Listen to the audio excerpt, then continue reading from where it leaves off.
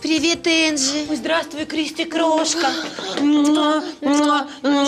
Вау, какая шуба. Дай угадаю. Неделя моды в Милане. Нет, не подсказывай. Неделя моды в Париже. Нет, это неделя без отопления у меня дома. Да, я чувствую, что это прохладно. А почему ты не включишь камин? Вау, Кристи, какая ты умная. Господи, как бы я без тебя жила.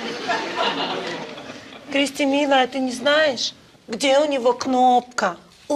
Может быть, внутри? Кристи, ты знаешь, я думаю, если бы она была внутри, она бы сгорела. Ты гениальная. Правда? Ну, конечно, мы ее не нашли, потому что она сгорела. Ты знаешь, мне кажется, должен быть пульт. Да. Зина, где пульт от камина? Не кричи, ее нет.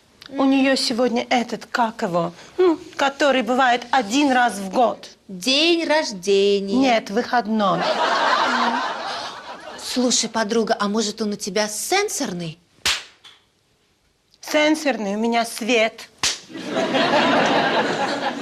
Я поняла. Я поняла. Мы живем в жестоком мире, где все решают деньги. Так, хорошо. Давай ему заплатим, и он будет работать.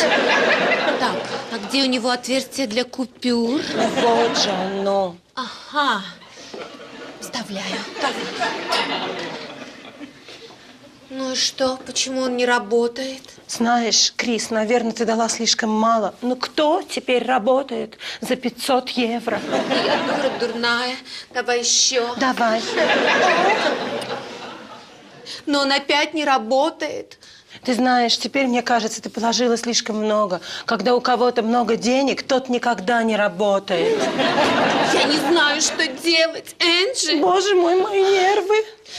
Боже, как тяжело нам живется. Все, я больше не могу. Я звоню мужу. Правильно, звони.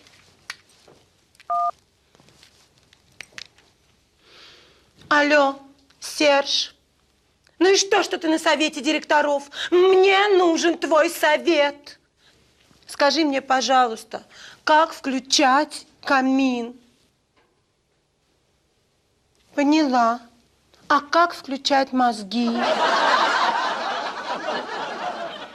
Он мне сказал, возьми какую-нибудь бумагу, спички и зажги. Ну, теперь все понятно. Крис, ну мы с тобой реальные красотки. Да, мы победили этот тупой холод и зажгли этот тупой камин. Крис, какое теперь дорогое отопление. Проще себе купить еще одну шубу. Боже, Крис, Серж меня обвиняет, что я транжира.